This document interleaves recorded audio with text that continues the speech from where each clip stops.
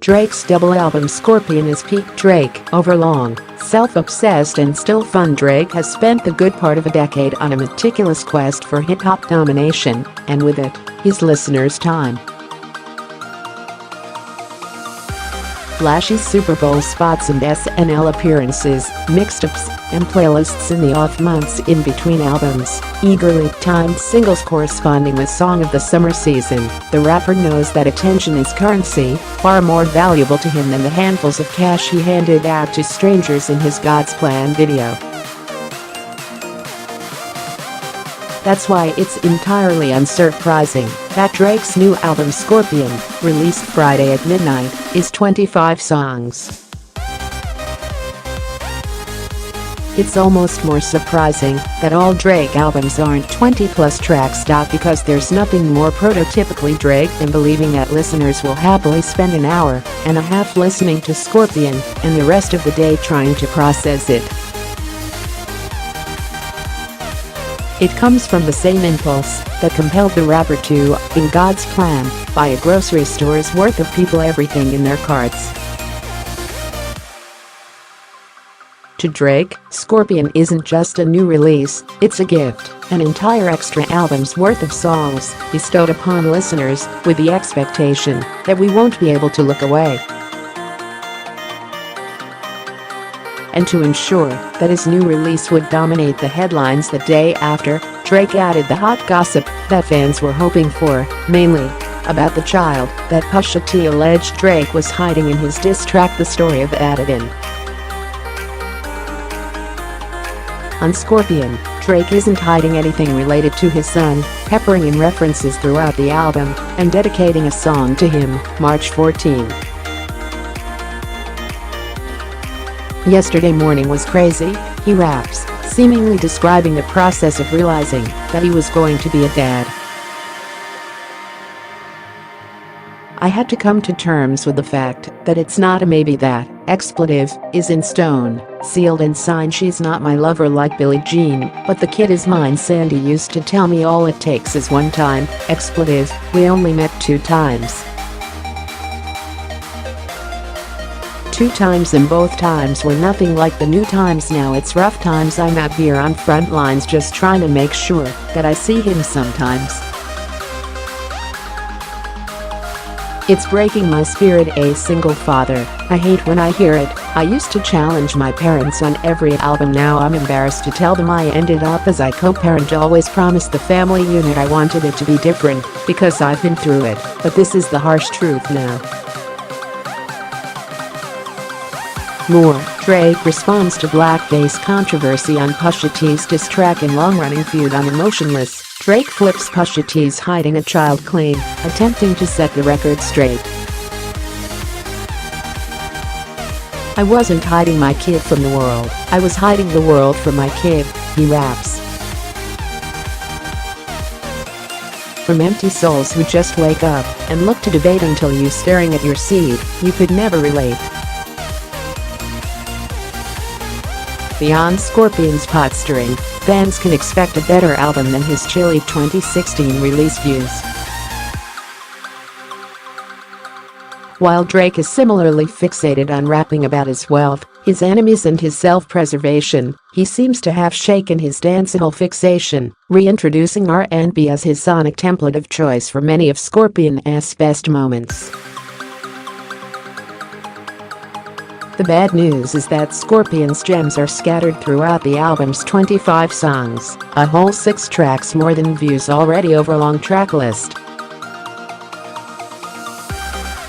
The album is split into a side A, dominated by harder, gloomier views-style beats, with the notable exceptions of the now familiar God's Plan and the rousing Mariah Carey sampling Emotionless, and a side B, the more compelling half of the album, that features a collection of tracks primed for summer, including an unreleased Michael Jackson vocal on Don't Matter to Me, hand claps and 80s synths on the nostalgic Summer Games, a goofy banger that is Rashay Happy Birthday, and his current single Nice for What, which still manages to be listenable after endless loops on the radio.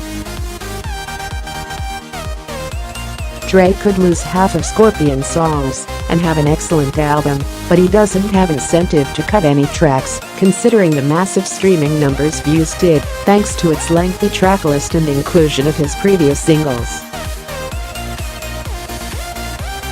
Why make a 13-song album for the sake of artistic tidiness, his logic goes, when he can give his fans the movie-length album he really thinks they want.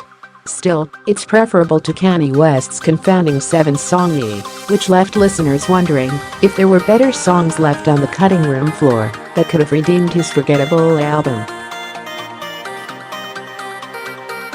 Scorpion is entirely too long, but at least there's a good album in between its filler tracks, as opposed to Ye, which left no margin for error in its 25-minute-long runtime. Drake's thirst for listeners' attention may know no bounds, but at least with Scorpion, there's a mostly worthy album that results from it. I Love This Song is a Friday guide to the week's new, or newish, albums, mixtapes, playlists, singles, loosies, collaborations, and/or diss tracks. Drake hit us with a 25-song-long album last night, and while discussing the length of albums is as banal as talking about the weather, Use was so short. Drake's is so long. Tierra Whack only needed 15 minutes to best them all. 25 songs is a lot. My God, Drake. What are you doing to us? Still, many persisted and stayed up to listen to the 90-minute project debut, which dropped at midnight. Others, well, they lived their lives, did a face mask, went to bed, probably woke up to read about the album, and now they know a few things. Drake is no longer hiding a child. He brought back Michael Jackson for a feature. Jay-Z popped up. Drake is in his feels. But here's one thing you don't know, is the album any good? On Scorpion, Drake's good songs can be categorized into two buckets: bops, songs that make you wanna dance, know your worth, make bad decisions, usually Drake at his most Caribbean, and live journals, thoughts from the most emo recesses of Drake's brain. This album is long on feels, short on bops, and gets boring. It's sort of good, but is a lot to parse through. So for those of you who do not have time, stamina, or psychic space for all 90 minutes of Drake's feelings today, here's a condensed list of what's good on the album, and a few good new songs, if you've got Drake fatigue.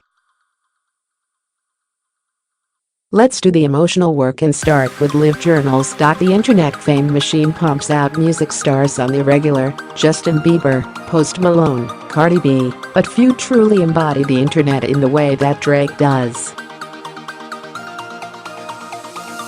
The man is a walking meme. Our mockery or admiration of the Toronto rapper is forever buoyed to the top of our feeds. Drake is the internet, and he hates it. For stands, this is nothing new. Perennial sad boy that he is, Drake has always loved talking and rapping and singing about how much technology and the internet only serves to alienate us from each other.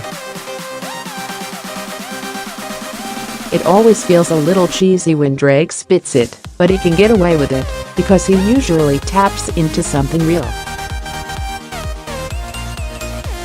If nothing else, his confessions about how technology affects his relationships are messy enough to start conversations. In 0 to 100, for example, he talks about the fear that a partner will get upset if she keeps scrolling through the pictures on his phone. Scorpion, which was released last night, blows past Drake's typical weariness of technology and morphs it into something darker. Drake isn't just tired of the internet. He's having an existential crisis over it. He is entrenched in the internet because he has to be, but he doesn't know what to do with it. It fuels him and tears him apart in equal measure. Why you feel this exasperation? while listening to the double album, which, at 25 songs and 89 minutes long, ends up feeling like work. It's not that the record is bad, there's just so much of it, and Drake sounds capital D done throughout. Wading through it feels like reading a meandering YouTube vlog, or a too revealing Tumblr post that, despite its faults, still captivates you anyway. More than once, he wonders whether he might only get his due after he's dead.